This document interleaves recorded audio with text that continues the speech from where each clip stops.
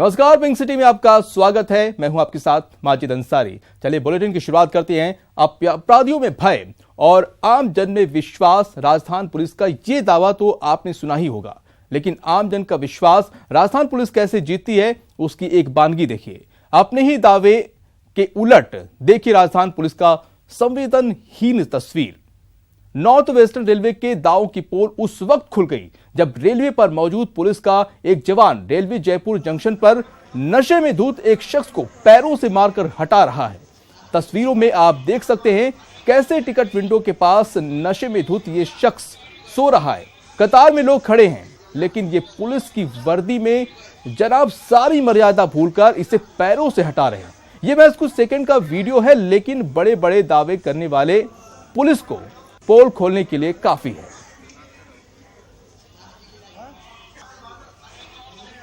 अब ये तस्वीरें देखकर अंदाजा लगा सकते हैं कि किस तरह पुलिस की संवेदनहीनता नजर आ रही है।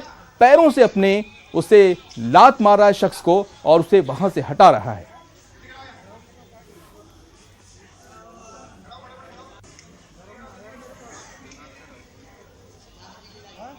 ये तस्वीर अपने आप में बहुत कुछ कह रही है। जिस तरह से दावे किए जा रहे हैं, पब्लिक फ्रेंडली पुलिस का दावा जो किया जा रहा है, उसकी पूरी तरह से पोल खुलती हुई ये तस्वीर नजर आ रही है। आप देख सकते हैं कितनी संवेदनहीनता इस पुलिस के जवान की है, जो लातों से एक शख्स को मारकर वहां से हटा रहा है।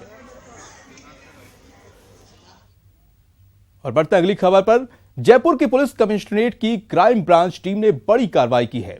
यहां क्राइम ब्रांच ने लगभग 8 करोड़ की ठगी करने वाले गिरोह का पर्दाफाश किया है। बताया जा रहा है कि यह ठगी 300 करोड़ तक की भी हो सकती है। यह गिरोह रेडियो एक्टिव पदार्थ के जरिए ठगी को अंजाम देता था। वर्ल्ड न्यूक्लियर एसोसिएशन का मेंबर बनकर लोगों को अपने दौरों की तस्वीर दिखाता था और अपने जाल में फंसाता था। पीड़ित शख्स ने मामले की सूचना पुलिस को दी। पुलिस ने अपनी जांच में इस धोखाधड़ी करने वाले गिरोह का पर्दाफाश किया और 18 लोगों को गिरफ्तार कर 10 लाख रुपए की नकदी बरामद कर ली है। करोड़ रुपए की ठगी की गई है, जिनके बारे में फर्दर इन्वेस्टिगेशन किया जा रहा है। बहुत से लोग हैं जिनको इसी तरीके से झांसा दे करके करोड़ों क्या अरबों खरबों का झांसा दे करके उनसे ये ठगी की।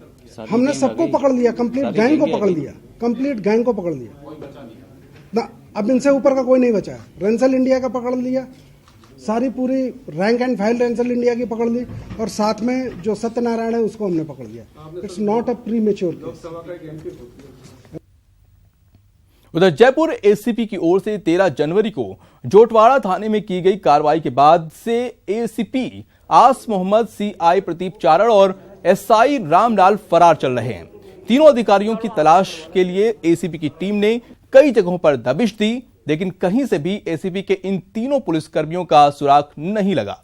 अब एसीबी इन तीनों के खिलाफ एसीबी वारंट जारी करने का मन बना चुकी है। डीजी एसीबी आलोक त्रिपाठी ने कहा कि आस मोहम्मद के लिए वारंट जारी करने का काम पूरा हो गया है, जल्द वारंट को जारी किया जाएगा।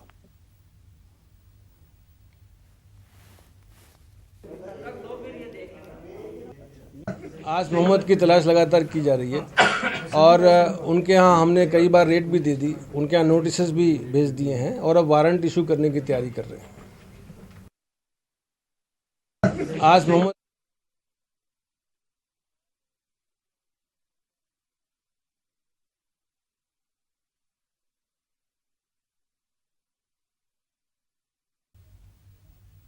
अब आपको दिखाएंगे जयपुर का एक ऐसा चैन स्टिचिंग गिरोह जिसकी बातों में आप कब आ जाएं और वो कब आपके साथ भी लूट की वारदात को अंजाम दे, आपको पता भी नहीं चलेगा। ये कुछ तस्वीरें आपको दिखा रहे हैं जिसमें आप साफ देख सकेंगे कि कैसे ये गिरोह का ये शख्स महिलाओं के नजदीक आता है और फिर क्या बातों की और बातों ही बातों में चैन खींचकर फरार हो जाता है। ये गिरोह जयपुर में सक्रिय है, जिसकी तलाश पुलिस कर रही है। मामले का जायजा लिया हमारे संवाददाता राकेश गुसाई ने।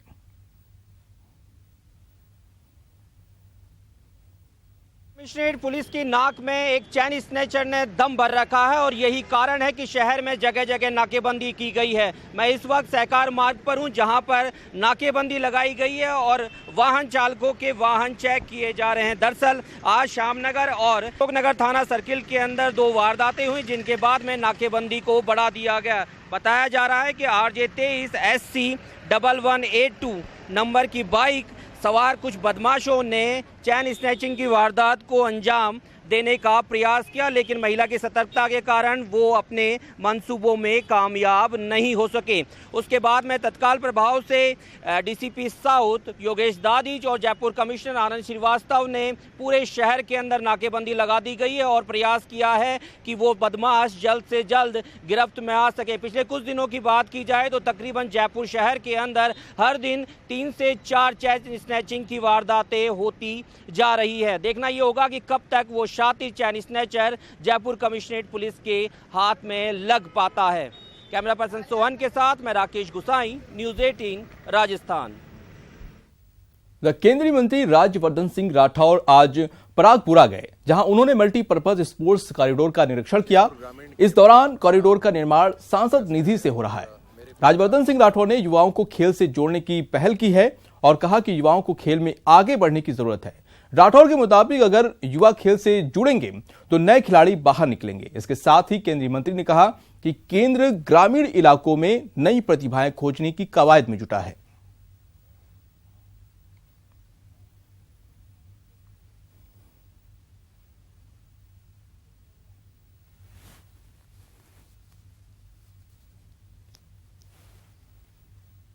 बीजेपी के बागी रहे सुनील भार्गव अब बीजेपी में शामिल हो गए हैं। केंद्रीय मंत्री प्रकाश जावड़ेकर ने सुनील भार्गव को दुपट्टा पहनाकर पार्टी फिर से ज्वाइन करवाई। साल 2013 में जहां पार्टी का साथ छोड़ा था, अब पार्टी में शामिल होकर भार्गव ने कहा कि मेरा आज फिर से राजनीतिक रूप से पुनर्जन्म हुआ है। मेरी आत्मा हमेशा राष्ट्रवाद में ही रही है।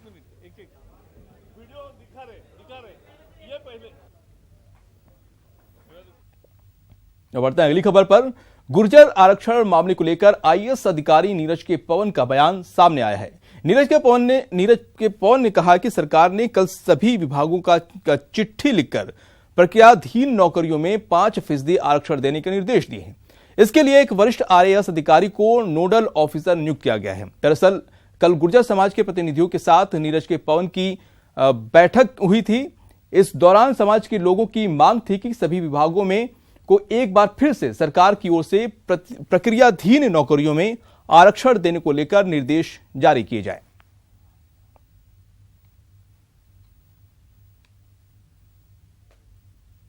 गुर्जर प्रतिनिधि काफ़ी हद तक मेरे को आज सुबह से धन्यवाद के काफ़ी कॉल्स आए हैं।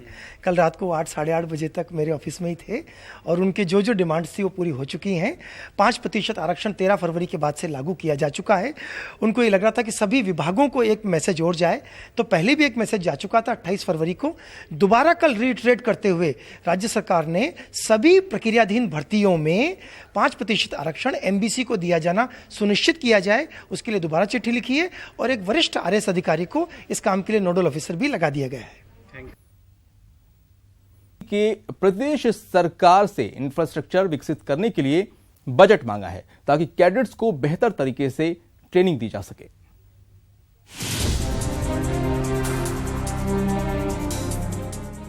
इनमें से कई NCC कैडेट्स ट्रेनिंग लेकर आने वाले समय में सैन्य अधिकारी और सैनिक बनेंगे, लेकिन प्रदेश में NCC कैडेट्स को ट्रेनिंग देने के लिए बेहतर इंफ्रास्ट्रक्चर तक नहीं है।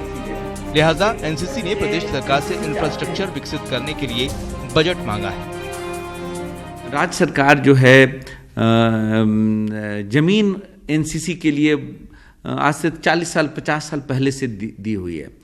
अब उसके ऊपर उनके प्रशिक्षण के लिए जो हमें इंफ्रास्ट्रक्चर बिल्डअप करना है वो पार्ट नेग्लेक्टेड रह गया है।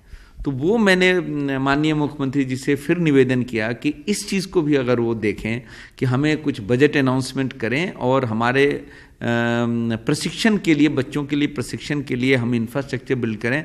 तो हमारा जो प्रयास है कि राजस्थान को एक समय रिपब्लिक डे कंडीजन का बैनर मिले। सरहदी सूबा होने की वजह से प्रदेश की NCC भविष्य की तैयारियों में जुटी है। लेकिन बजट की कमी की वजह से ट्रेनिंग की सुविधाओं का विस्तार नहीं हो पा रहा है, जबकि प्रदेश में एनसीसी के पास खाली जमीनों की कमी नहीं है। आइए बताते हैं कि एनसीसी कैडेट्स को बेहतर ट्रेनिंग के लिए किस तरह की सुविधाओं की जरूरत है। रिपब्लिक डे परेड की तैयारी के लिए सुविधाओं की जरूरत, मैप रीडिंग थल सैनिक कैंप के लिए इंफ्रास्ट्रक्चर नहीं, वायु सैनिक कैंप और एयरक्राफ्ट मॉडल की उड़ान की कमी, कैडेट्स को नेवी से जुड़ी ट्रेनिंग के लिए भी सुविधा नहीं। हालांकि प्रदेश सरकार से एनसीसी की ओर से बजट मांगे जाने के बाद सैनिक कल्याण मंत्री एनसीसी को हर तरह की मदद करने का भरोसा जरूर दे रहे हैं। एनसीसी के पास जमीनें पड़ी है, राजस्थान की सरकार एनसीसी को नेशनल कैडेट कोर के लिए पूरी मदद करने के लिए तैयार है। जो भी सुझाव होगा हम इनको बुलाकर बैठकर सचिवालय में समझ लेंगे, जैसा वो चाहेंगे वैसा सम्मान, क्योंकि एनसीसी आज की जरूरत है। और अब इस देश में कोई सरकार, हम सेना में सैनिक तैयार करने में एनसीसी की बड़ी भूमिका है। हमारी तरफ से एनसीसी के लिए जहां जमीनें पड़ी उनको सरकार की मदद में कोई कमी नहीं रहेगी, सरकार हर तरह से पूरी मदद करेगी। भरोसा मिला है, कब पूरा होगा कह नहीं सकते, लेकिन मुख्यमंत्री अशोक गहलोत खुद एनसीसी कैडेट रह चुके हैं और मुख्यमंत्री रहते हुए उन्होंने कैडेट्स की मांगों को हमेशा प्राथमिकता दी। लेकिन फिलहाल तो अहम सवाल यही है कि ऐसी कमी से कैसे तैयार होंगे बेहतरीन कैडेट्स। सरकार ने जब राजधानी जयपुर में रिंग रोड परियोजना की शुरुआत की तो उसे भारी विरोध का सामना करना पड़ा। किसान सड़कों पर उतर आए, पर यही सड़क आज पिंक सिटी के लिए वरदान साबित हो रही है, किसानों के चेहरे पर चमक ला रही है।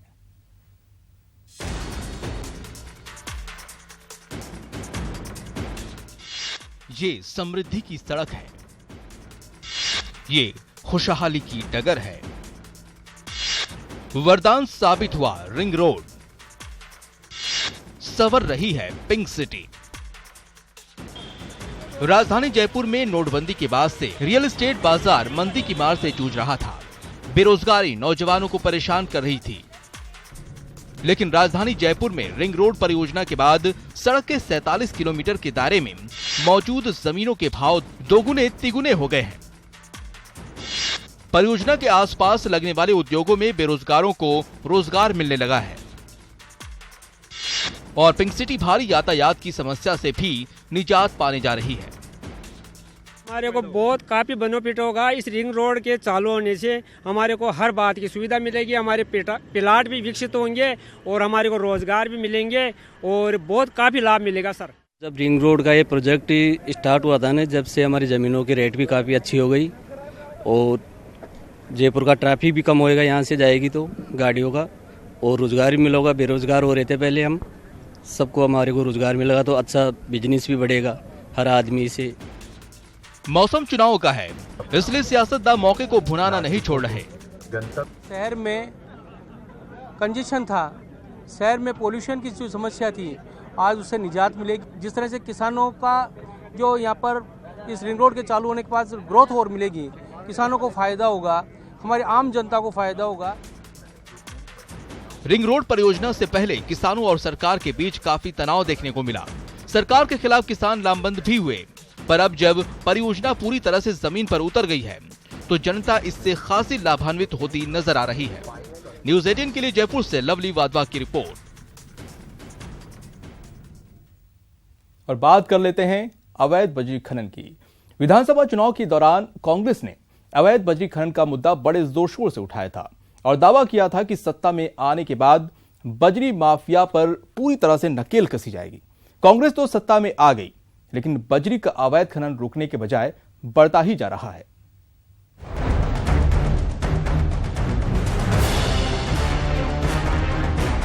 प्रदेश में बजरी से जुड़े उद्योग अवैध खनन की मार झेल रहे हैं, लेकिन सरकार इसके खिलाफ कोई ठोस कार्रवाई नहीं कर रही है।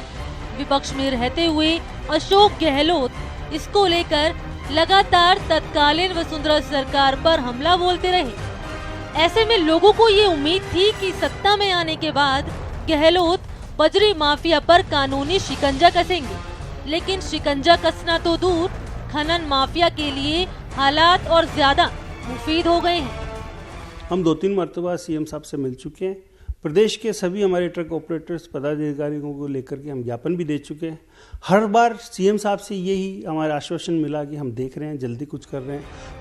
सत्ता संभालने के बाद सीएम अशोक गहलोत कई बार दावा कर चुके हैं कि पिछली सरकार के दौरान प्रदेश में चला आ रहा बजरी माफिया राज जड़ से खत्म करेंगे, लेकिन दावों का दम अभी तक दिखाई नहीं पड़ा है। बजरी माफियाओं ने सरकार की सेहत से, सरकार के संरक्षण में स्वच्छता के तरीके से उसको करप्शन में बदल दिया गया है। 4 जगह पैसा जमा करने के ऊपर तक पहुंच गया तो लूट लिया राजस्थान जनता को। हम उसको रोकने का प्रयास कर रहे हैं। हम चाहते जल्दी फैसले हो कोर्ट के भी, इलीगल माइनिंग पूरी तरह बंद हो जाए और लोगों को सस्ती बजरी मिलने लग जाए। नदियों में बेतरतीब खनन से पर्यावरण को घातक नुकसान हो रहा था, जिसके बाद सुप्रीम कोर्ट ने बजरी खनन के लिए राज्य सरकार की ओर से जारी सभी खनन लीज रद्द कर दी। हालांकि नवंबर साल 2018 में हाई कोर्ट ने कृषि भूमि से बजरी हटाने और सरकारी परियोजनाओं के लिए बजरी खनन की छोटी अवधि की लीज पर लगी रोक हटा दी थी। लेकिन सरकार के पास कोई ठोस नीति न होने के चलते बजरी खनन पर सुप्रीम कोर्ट की रोक जारी है, जिसका फायदा बजरी माफिया उठा रहे हैं और सरकार को लगातार राजस्व का नुकसान हो रहा है। विपक्ष में रहते हुए बजरी खनन के मुद्दे पर मुख्यमंत्री अशोक गहलोत और पूरी कांग्रेस ने वसुंधरा सरकार पर जमकर प्रहार किए, लेकिन अब सत्ता में आने के बाद अभी तक गहलोत सरकार की ओर से बजरी खनन के मुद्दे पर कोई ठोस कार्य योजना सामने नहीं आई है। इससे सरकार की मंशा पर सवाल उठना लाजमी है। कैमरामैन यासीन अंसारी के साथ बीके शर्मा, न्यूज़ 18 जयपुर। फिलहाल इस बुलेटिन में इतना ही। दीजिए इजाजत। नमस्कार।